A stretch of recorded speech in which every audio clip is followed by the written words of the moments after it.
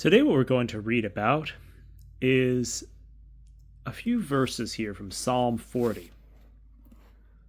And this is going to point to a psychological process that I believe is very essential for our capacity to heal and to not fall into delusion. It says, "I waited patiently for the Lord's help. Then he listened to me and heard my cry. He pulled me out of a dangerous pit, out of the deadly quicksand. He set me safely on a rock and made me secure. He taught me to sing a new song, a song of praise to our God.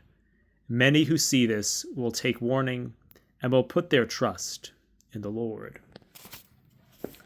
What's very interesting here is that I think in many struggles in our lives, we can try to overcome different things that go on, different interior symptoms.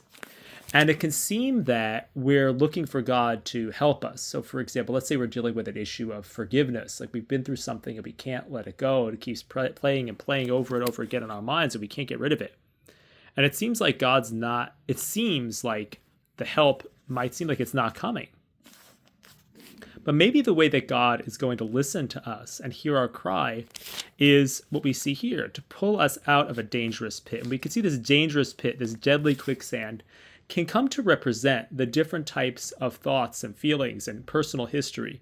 What in pop spirituality, in the type of pop spirituality we find in like the New Age movement, these things could be called the ego. Of course, the Christian tradition doesn't look at things this way.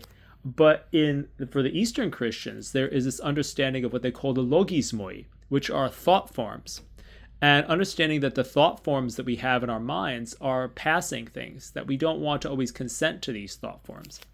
And that these kind of intrusions and all the wounds of our lives and all the things that keep replaying in our heads are like that deadly quicksand, are like that dangerous pit. And so how is it that God sets us safely on a rock and makes us secure? Well, we can, in a sense, be set on a rock simply by practicing self-awareness. There is a sense that we can be aware of our thoughts and our feelings, and that this can give us a sense of distance from our emotional life. And this type of thing is something that, you can find in the teachings of people like Eckhart Tolle, people like that. But there's a danger here because we aren't set safely on a rock and made secure. What happens essentially is that although we disconnect from the ego, the dangerous pit, the quicksand, what happens is we kind of merge with this rock, so to speak. We think we are only the awareness. We think we are only the capacity to detach, or what they say in the teachings of acceptance and commitment therapy, thought diffusion. We think that when we disidentify with the mind that we find our true self.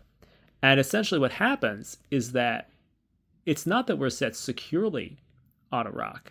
It's that we are destroyed by this kind of false rock that appears to be the true self that we discover. And the reason why this is the case is because we see in this next verse, he taught me to sing a new song, a song of praise to our God. If we stop here, we end up getting only through part of the process. We don't realize the relationship. We don't have a real story about our need and God's help and how we are pulled out of the lower part of ourselves and set on a higher part of ourselves.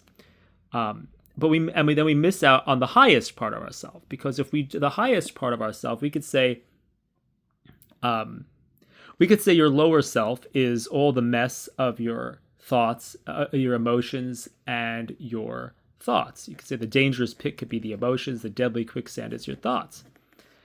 But the thing is, the rock is your capacity to be aware, to be observing yourself. But there's this other highest self, the place where we can sing a new song, a praise to our God, the place where we can pray. And, this is, in a way, this is the important thing here. Because when we understand how God can get us out of the struggles that we're in, we end up doing this in a healthy way. I waited patiently for the Lord's help. Then he listened to me and heard my cry. He pulled me out of a dangerous pit, out of the deadly quicksand. He set me safely on a rock and made me secure. He taught me to sing a new song, a song of praise to our God. This is the same thing that we see going on when we are going to look at, when Jesus teaches us about how to pray. He says, when you pray, go into your inner room, shut the door, and pray to your Father who is in secret, and your Father who sees in secret will reward you. That's a paraphrase of how he teaches this. And that's the same structure we have here. Go into your inner room and shut the door. That gets us out of the pit of our thoughts and feelings, the quicksand, the pit, and all that stuff. Go into your inner room, shut the door.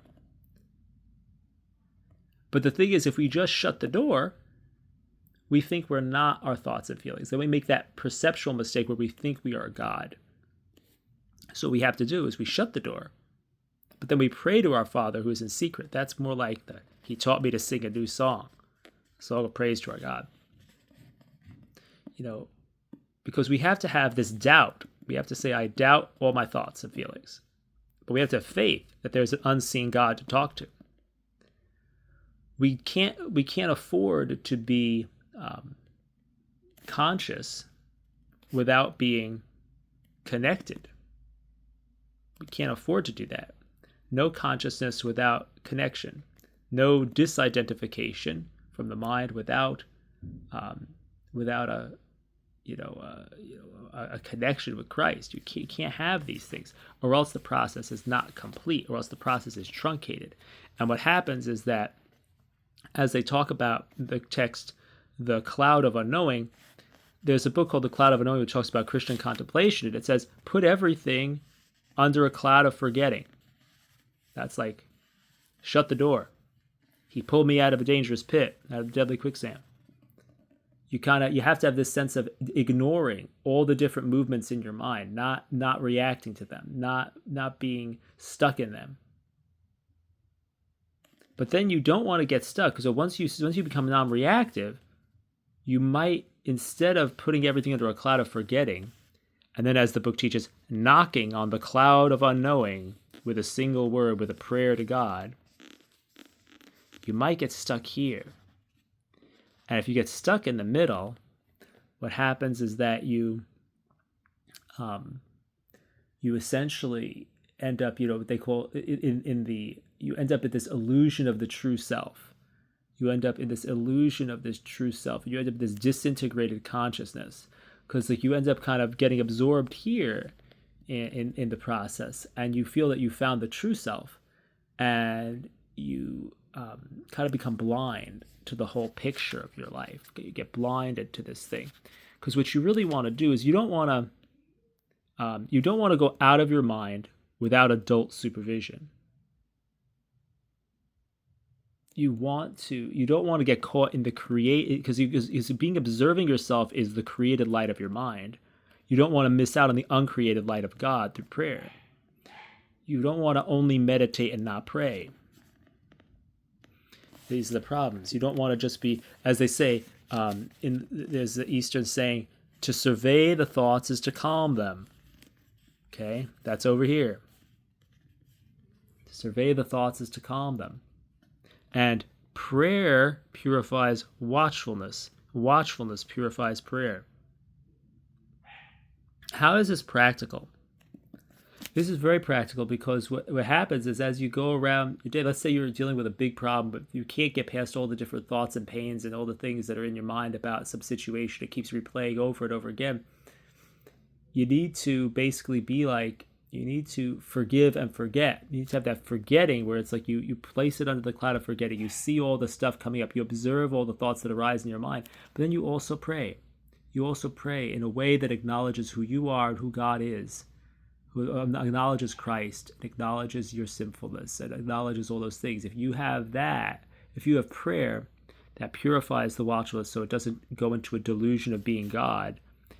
And the and the watchfulness can allow you to make sure that you don't become like a drama of just being yourself.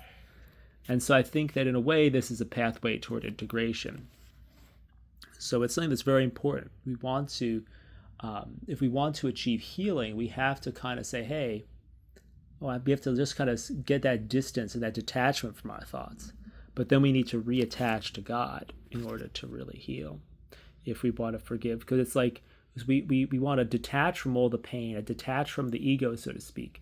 But then to pray. Then once we do that, we're praying, and then that's the real forgiveness. For forgetting and forgiving. That's the real importance here. So let's just read it to bring it all together. I waited patiently for the Lord's help. Then he listened to me and heard my cry. He pulled me out of a dangerous pit, out of the deadly quicksand. He set me safely on a rock and made me secure. He taught me to sing a new song, a song of praise to our God. Many who see this will take warning and will put their trust in the Lord.